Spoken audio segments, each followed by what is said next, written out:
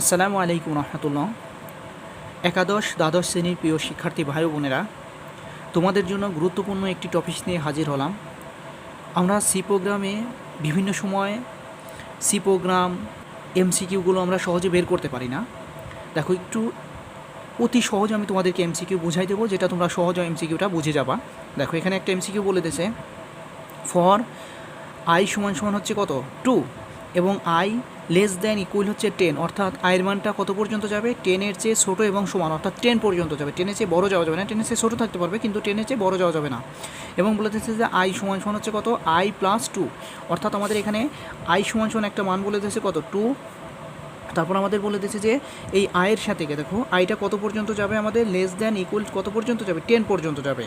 এবং আমাদের পরবর্তী সে বলেছে যে এই আইটা হচ্ছে পরবর্তী আই প্লাস হচ্ছে কত 2, অর্থাৎ এখানে পরবর্তী আয়ের সাথে আমাদের 2 যোগ হবে। তাহলে পরবর্তী আয়ের সাথে যদি আমি 2 যোগ, এখানে এ আয়ের মান কত 2, আর আমাদের এখানে মান পাচ্ছি কত, দেওয়া আছে কত 2, তাহলে এটা সমান সমান আমরা কত পাবো 4।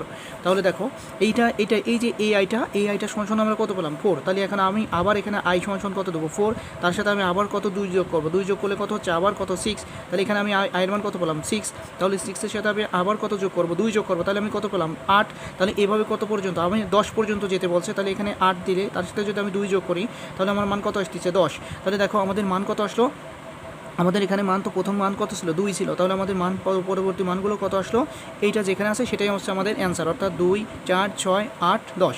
অর্থাৎ দেখো এটা যদি আমাদের কোথাও থাকে, কোথায় আছে দেখো, এই যে আমাদের খ নম্বর আছে 2, 4, 6, 8, 10। এটুকু আশা করি সবাই বুঝতে পারছো।